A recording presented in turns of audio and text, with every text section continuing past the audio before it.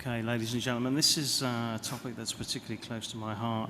We've just heard very interesting and detailed information about how technology makes our airports work to their very best.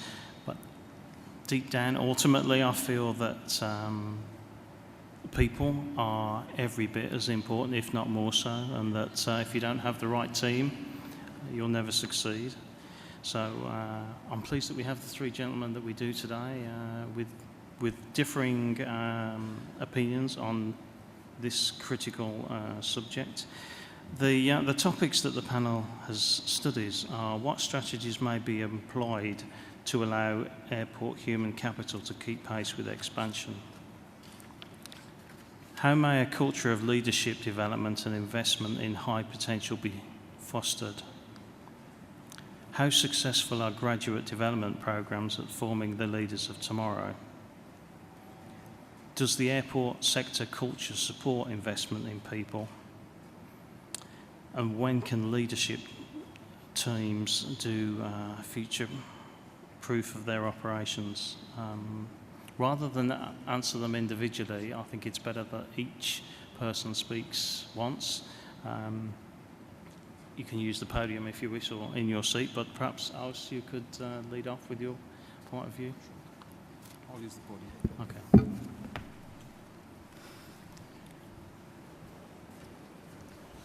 Good morning. Assalamu alaikum. Human capital. The aviation industry has been facing a phenomenon. Everybody's been talking about this phenomenal growth throughout especially this region. If we start sharing some numbers, if you look at the Middle East region, and these numbers are from Oxford Economics, the Middle East region by itself, and when I say the Middle East region, according to that statistic, they are just focusing on Doha, UAE, and in Abu Dhabi and Dubai. The projected 2020 passenger growth that is going to be flying through this region, and this number is also reflected from the last presentation. It's going to be around 200 million passengers, 200,000 passengers flying in a year. So that's a huge number flying in and out. And if you look at the airport expansions and in terms of manpower required, at the moment in these three countries, in three cities, we have 147 employees in the airport environment. By 2020, we will need 300,000 employees to run our airports. Now, if you look at that number, and if you look at the type of growth and the organization that are involved towards this growth, you'll see that a lot of attention is being given towards the infrastructure, the technology, the smart airport, and how this industry can actually better serve the industry, the flying passenger. Unfortunately, a smart technology, whether it be the airport, the terminal, is as smart as the person running behind it or operating that technology. So in actual fact, it is as dumb as the person behind it. If you look at any statistical report that you're going to find, whether you're going to Google it or you're going to approach a company like Ernst & Young, they do a lot of these statistical reports, or the country like UAE, we have the Bureau of Statistics, they give a lot of statistical report in terms of manpower capability and requirement. You will find there is a numbers, figures in terms of the expansion, the investment put into towards growing, expanding infrastructure, whether it be airports, whether it be airlines. Unfortunately, if you try to find a specific figure on the number of investment that is actually going to be put on towards human capital development, you will not find any solid or clear number. It's a sad story also from someone who's running a training center. I'm addressing 5 airports in UAE. That's 50% of the UAE civil airports. We have 10. If you ask any organization that the first thing you do when you have a budget reduction, the first thing that goes out is training. So if organization does not focus towards building its human capability, all of this infrastructure that we're putting in place will not have qualified people to run it. Another factual information that I want to share with you. IATA stated that 30% of the aviation professionals are due to retire 2013, 2014, right now. So these are professionals that have been in industry over 30 years, are due to retire this year and next year. So if you look at the flux that is coming in to replace this 30%, it's very, very small percentage compared to what it's going out. And that's a frightening number. We do not have solid, clear-cut solutions to ensure that the amount of people are coming in cater for the growth. And unfortunately, the growth is not slowing down to see whether the capabilities of or the qualified personnel are there to address this growth. So I believe there has to be a lot of solutions that we need to put in place, and I think this session hopefully will be addressing different conflicting ideas, but we have to take firm decision and start working on putting programs that would actually cater for professionals in the airport industry to be ready for this growth. If you look at pilots, you have global recognized training system to have a PPL pilot, CPL, ATPL, commercial pilot, and all of these are very well articulated and are recognized globally. If you talk about engineers, the same thing. Most of the country now are going towards the EASA system, the A1 or the A license holder, the B1 and the B2 license holder. These are recognized globally. But if you ask anyone, is there a recognized structure towards developing an airport professional? It does not exist. And it only exists in a particular country, like say a leading airport, the #1 airport of the world is Incheon. Incheon have their own training academy, and they have their own training program for airport professionals, but that is only in Incheon. The same thing in Singapore, the same thing in Munich. These are the leading training centers around the world. But none of these programs are validated against global standard, where we can say we can use them across the globe, and this is how you need to, what you need to have, or what curriculum you need to put in place to be able to develop an airport professional. So it is a problem that is facing this region. Unfortunately, whether we like it or not, it's a tsunami that's going to hit this region because this growth is not slowing down, and unfortunately, the pipeline for developing human capacity is very slow and is not being very well entertained. That's my 5-minute presentation. Thank you. Thank you very much. Thank you. Next.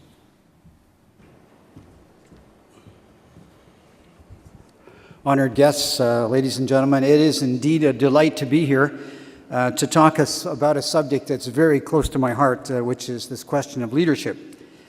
Now, I'm going to address this. Tom mentioned certain questions, and I'll go through the questions quickly. The first one was, what strategies may be employed to allow for this airport human capital to be developed? Well, of course, it begins by recruiting high potential leaders. And to me, that means you recruit people with the right attitude, a positive attitude, particularly enthusiasm. Enthusiasm is infectious. It's amazing the results you can get for that. And of course, the other thing you need is the ability to learn. If you have those two components of the human spirit, ability to learn and enthusiasm, I'll argue, and I'm sure my colleague from academia will argue, that you can train leaders. What continues to absolutely distress me about the airports world, however, is that we don't promote that way. Often we promote people as a reward for technical excellence. So the electrician, who's the really bright electrician, is promoted to be the foreman of the electrical group, or the passenger service officer, who's particularly talented, is promoted to be the manager of the terminal building, whether in fact they have those attributes or not. We're promoting them as a reward for their excellence. Quite frankly, we have to find other ways of rewarding their excellence, because what we really need is those other attributes that I mentioned that really constitute a leadership. If you have those attributes, I will argue that through the right coaching, the right mentoring, and particularly through formal training, you can get good leaders. Now, the second question was what really related to that. How may a culture of leadership be developed, and how do you invest in high potential people? Well, the key word is investment. It just doesn't happen by itself. You have to invest time and money to get the results. In Toronto, when I took over, The first thing I did was make a significant investment in talent development in our human resources group, hired 3 senior people to work with our vice president, and one of them, a lady, the second only in importance to the vice president, actually was dedicated to the task of leadership training and development. You have to look continuously for opportunities to coach and mentor staff. And in fact, with our senior staff, we actually even had individual leadership development programs negotiated with each of the key leaders, and they had to sign off on it, and they were tracked on it. Performance measures were set, they were monitored, and there was real accountability, and we really measured that in specific results. Now, the next question, and maybe it's the one where we'll have some controversy, and I think it's healthy controversy, that is, how successful are graduate programs in forming leaders? Well, actually, those programs, the graduate programs, are good. But I'm going to argue that doing it internally within the organization is even better. Now, that means that, again, it just doesn't happen. You have to invest in it. And what has to happen, instead of us sending our leaders to the business schools to study, it means the business school sends their leadership trainers and their business coaches to the airport to work. And that's the program that we found particularly effective.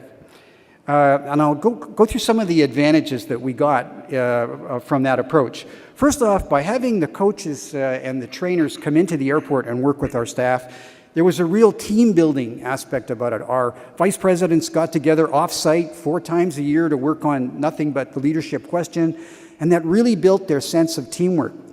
We also, through all ranks of management, developed a common vocabulary by doing this leadership training. For example, with my staff, if you were to say, quotes, "check it out," end quotes, or you were to say, quotes, "don't be a victim," end quotes, those statements would have very specific meaning to my staff. Because we took the same leadership training, and that was very, very effective in welding a strong team. We were also, by doing it in-house, we were able to use the airport world as the business case, and specifically our airport and our problems as the training aid in the development of our leaders. Now, you might argue, well, you could do that at any business school. Well, I'm going to save it for the question period, and you should come back and ask me. No, you can't. You can't use your own airport in the same way at a business school to train your leaders. You can only really do that inside. Again, doing the training inside, getting the professors in to help us rather than sending our people out, our vice presidents and our middle managers were given active time to coach and mentor their subordinates. When we were training the middle managers or entry-level or junior leaders, the vice presidents would be assigned to work with those sessions and really get firsthand experience at bringing those people along and training them on how to coach and how to mentor others. I would argue, though, that one of the main advantages of doing it in-house as opposed to sending your people to a business school is that you can place the emphasis in leadership on those aspects of management leadership training that are particularly germane to airports. These traits, I'm going to give you 3 examples of situations that are particularly important in the airports. Well, they're important in all business, yes, but if you went to a business school, they wouldn't get nearly the emphasis that I think you need to give them in the airports world. One of them you heard about yesterday several times, actually, and that was the fact that you're trying to get a great experience at your airport. You're trying to have the airport be an important enabler of the economy. You're trying to energize your communities. But you don't control anything, and it can be very frustrating. You don't control the airlines. In Toronto, we had a lot of trouble getting the airlines to deliver baggage on time in a timely fashion. That really led to a lot of customer dissatisfaction. You didn't control the customs and immigration people. They talked about the issues here Evidently, that may be a problem here in Dubai in that regard. We don't control the people that do the security screening. You don't control the air traffic controllers. You have some control over the concessionaires, but not all. So you don't really have your hand on directly being able to order other people to do what you need them to do. So what do? Well, you have to rely on informal or indirect leadership. And you can train people to do that. Well, you say, well, how do you train people to do that? Well, at Toronto, the first thing you get handed is a copy of the life history of Dr. Martin Luther King.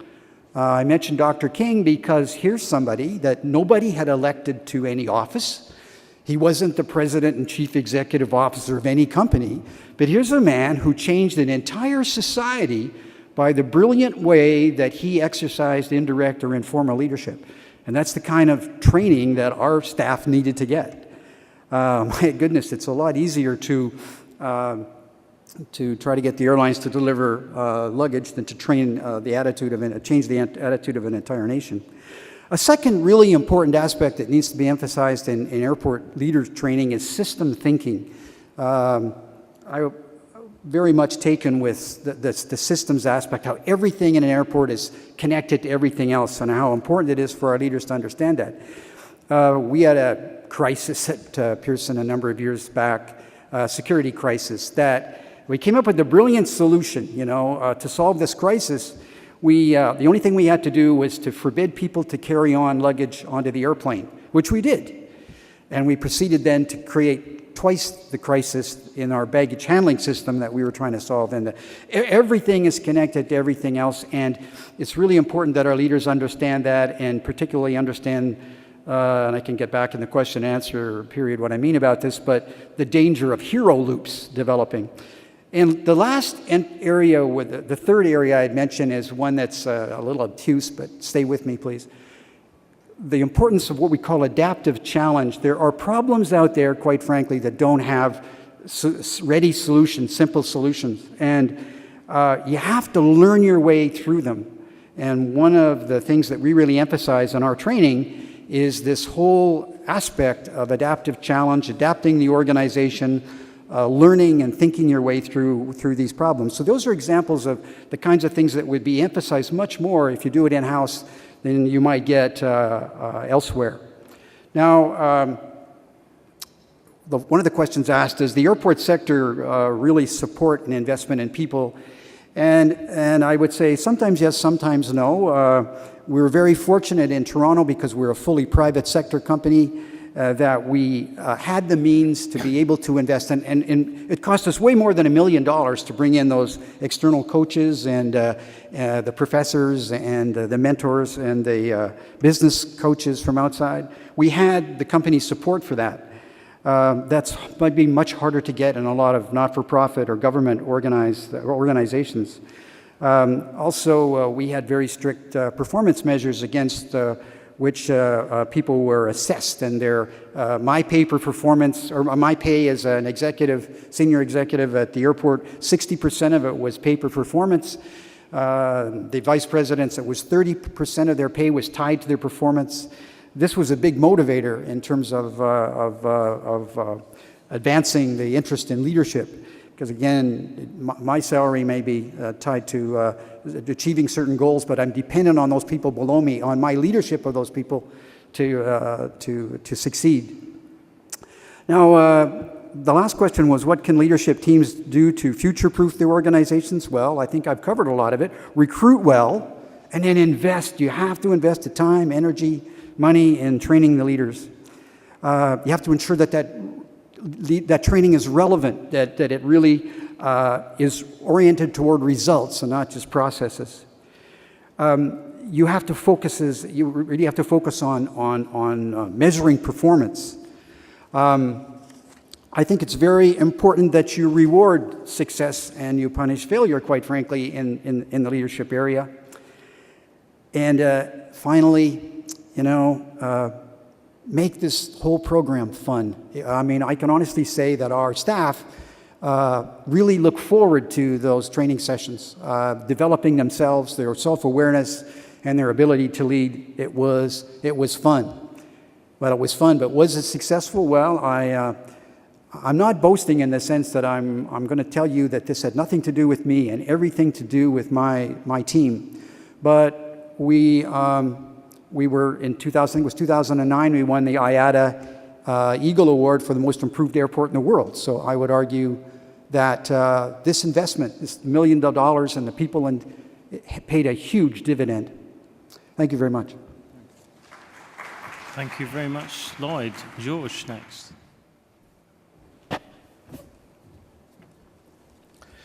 Good morning, everybody. I will address my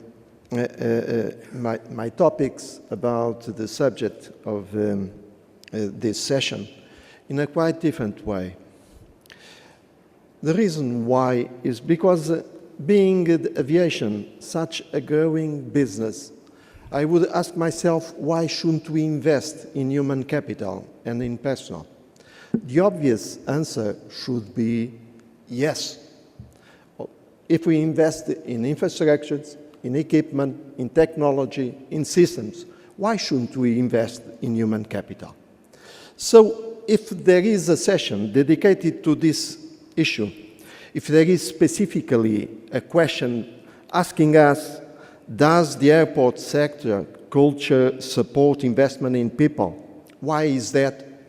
I thought that eventually I should, based in my experience, look a little bit differently to this case, thinking on the stage of the organization to understand where we are and why should we invest or not, or why should we invest in this way or that way.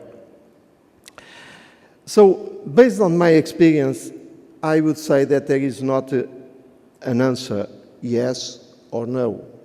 I would say that a lot of companies have already invested in a lot, and I would say that some have not yet. Definitely, there is an answer that we should refuse. It's the no.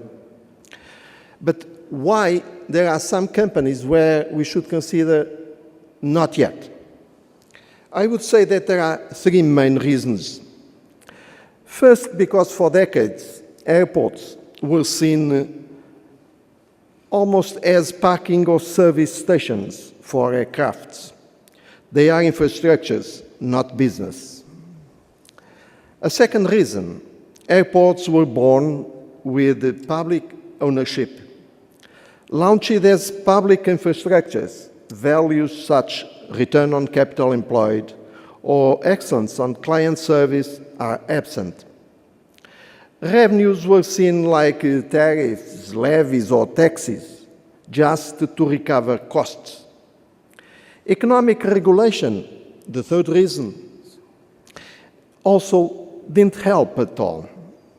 Single till, as usually is considered the normal system to recover the costs of the airports, does not promote efficiency. Nobody is concerned to reduce costs, but to recover them. Investment, even if it is not necessary, is virtuous, provided that financing costs are lower than the cost of capital agreed with the regulator. This is an absurd. But we said not yet because we are feeling that everything is changing. There are already some, although a few exceptions, and quite extraordinary exceptions, as probably we are in one of them in this region.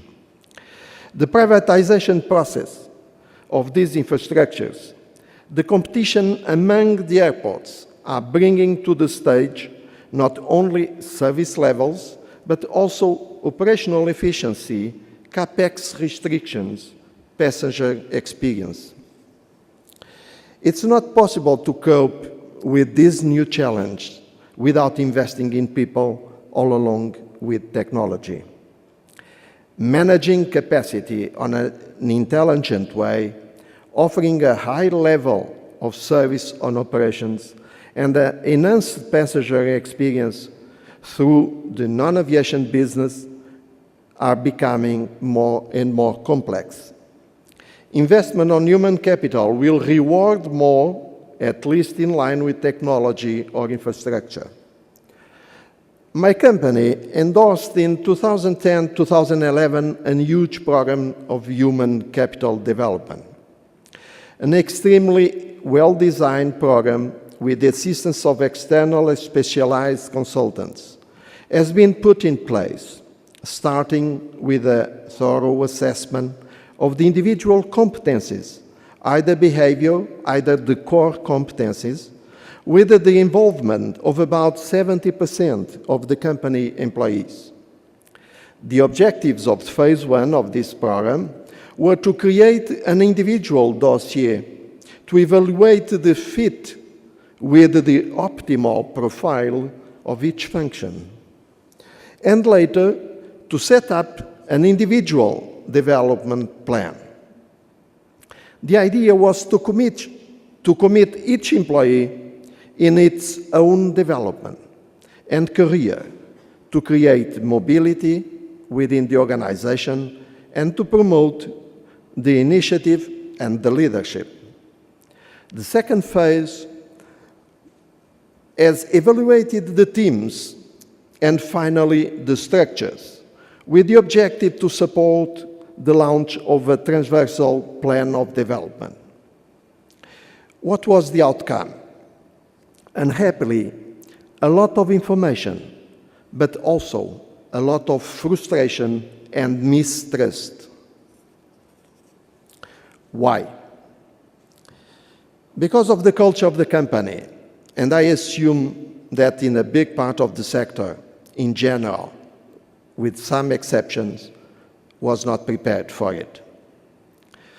So before we relaunch this program, because despite the fact that I'm the CEO of the company, I'm in charge directly of human resources, we are preparing the change of the organization and the process to allow a culture change.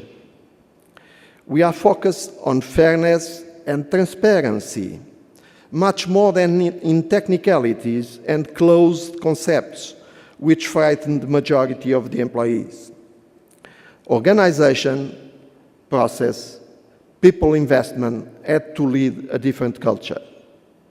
But we need, in fact, basically, trust, fairness, opportunities creation, reward, proactiveness, leadership, and commitment.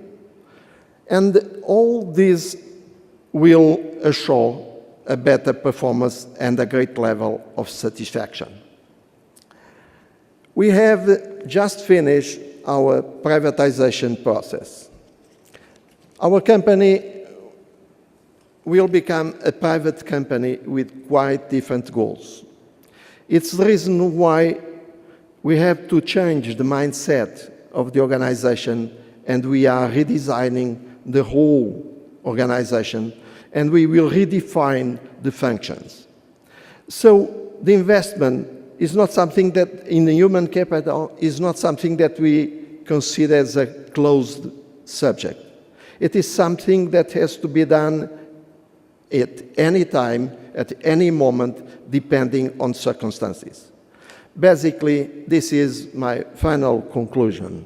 We have to invest in human capital. How we do it? Through outside services like academic institutions or through our own training center, it depends on the circumstances. This is my answer, despite the fact that there is only one answer that I consider is a definite answer. We have to invest in people. If not, it's irrelevant to invest in infrastructures, in equipment, in systems, and in know-how, because people have the know-how. Thank you very much. Thank you, Georges. Thank you, gentlemen. I'm well aware that we're keeping you from lunch and running behind schedule, but are there any questions from the audience on this subject? Gentleman here in the front table.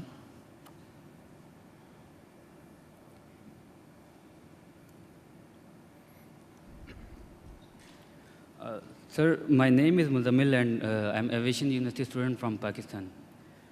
As you told, sir, that most of the experienced persons are going to be retired in near future, okay? And also, you talk about, frequently you talk about the long-term sustainability, so that what measures you are going to advise in picking human resource that can be developed for the airports and all these operations. And and also I want to know that are you supporting these institutes which are awarding these kind of trainings and all these degrees? And as I am doing degree in aviation management, so what is your opinion about this and what future you are looking for about me and all these other graduates who are doing aviation management or aviation regarding degrees? Thank you. I'll just try to repeat what you just said, hoping that I understand. You basically want to know what are the solutions that can actually be put in place to address the threat that we are for future, in a very near future, we're going to see, correct? Now, just 2 weeks back, actually 1 week back, 10 days, I visited one of the universities. They had an alumni, and I had the chance to talk to one of the deans. And they were talking and reflecting a lot of huge number and outputs that they're having from that college. And my question to him was, did you actually do a market study to see what the markets need? And there is a huge gap or huge separation towards what the industry is doing and what the academic providers are doing. And that's why you find a lot of giant organizations such as Emirates Airline, Etihad, Dubai Airport, Abu Dhabi Airport, and I'm going to be always using these UAE's examples because I'm familiar with this region. All of them are developing their own training, like Makoum said here. The airport, they're developing their own training, developing their own leadership program because there is a huge separation between the two. Airlines are not in the training business. Airports are not in the training business. Unfortunately, these organizations are forced to do that because they do not have the training providers. In UAE, we do have an example of one of the academic providers that actually, before they develop any program, they actually do a market study. But this is not a wide approach. It's only this particular organization that is, or particular college that is doing. He's actually going out, looking at the market needs, and based on the market needs, they develop their curriculum. And that's what has to be done. And then you'll end up having a mixture of two, where you'll have training providers addressing the industry need. And then once you have the graduate coming to your organization, he is already catered, speaks the language, talks the talks, walks the walks, and then you can take them and groom him towards being a leader or pioneers in that organization. So there is a huge gap between the two. And unfortunately, I yet to see a solution. If you look at the UAE industry, it's becoming very aggressive. Aviation is not the only sector that is growing fast. Every other sector is growing as fast as the aviation industry.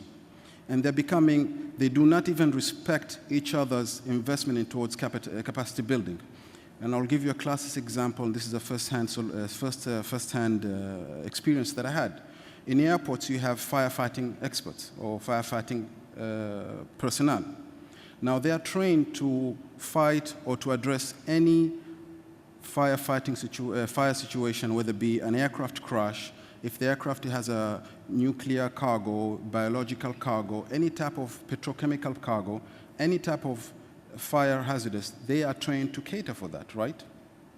Now you have on the other side a big tycoon in UAE who is in petrochemical, and they're also addressing same type of environment. So they are taking, and in other words, in HR terminology they are poaching the firefighter expert of airlines into the organization.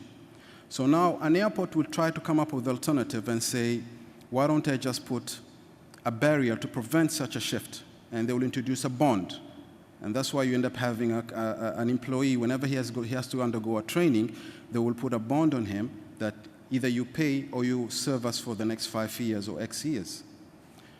Now, this tycoon is huge, and he has a lot of investment. They don't have any problem saying, I still can employ you, pay your salary, continue your development, and I will pay the bond for you. So it's becoming very aggressive. And the reason is not the problem is not with these two organizations. The problem is there is a big detachment between the training providers and the industry. Universities, colleges, even high school should look at what the industry needs. What is the purpose of having 200 finance people when the industry needs engineers, and vice versa? When the tsunami hit Japan, when the credit crunch hit, Japan immediately issued a decree that they have to have certain number of finance experts. So they linked between the country's needs against the academic provider. So now the country invested in producing financiers. So that is the problem. The solution, the organization and training institute have to work together and go way back, even below high school graduates, university graduate. They have to actually go to high school as well to see how you can groom the young generation at grade 10, 11, 12 to go in a particular industry. And this is happening in UAE. There is a high school training provider or academic provider that actually look at the industry needs, and they include in the grade 9, grade 10, grade 11, grade 12 curriculum that are related to the industry needs. So you'll find them taking a little bit about the airports if they are to be sooner or later in the future go towards the airport environment, and so on and so forth. I think this is the problem. That's the solution. We should go beyond. Okay. Thank you for that amazingly detailed answer. Any other questions?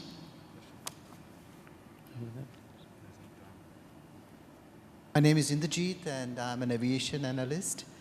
My appreciation and compliments to Awsal Khanjari, who flagged such important topic, and then which was duly elaborated by Lloyd McComb.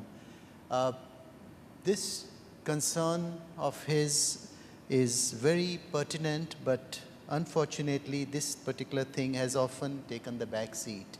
I can say this with some authenticity because I've been the chief executive of Delhi Airport, and we felt that training at leadership or even below at the management level is not adequate with the changing times.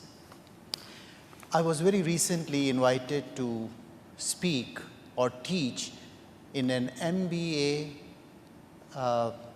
subject, an MBA which is offered in one day. Master of Business Administration Aviation in one day. So I said, don't you have, in a conversation I asked the director of that famous school, do they have a little more elaborate than one MBA? He says, yes, we have a 3 days MBA program. So I said, I'll come as a pupil, as a student, and not as a teacher, because in last 20 years, having worked all over, I could not get an MBA, but if I can get an MBA in one day, it's... So I would suggest that academies like yourselves and Lloyd, people who are in high places, managing airports and want managers, take up this issue of curbing such kind of degrees being offered in 1 day or 3 days, because it's a very poor reflection on our management. Because when we go and somebody says, I'm an MBA, well, we feel very impressed that he's an MBA in aviation, so he probably can join. So that is one concern that I think needs to be addressed.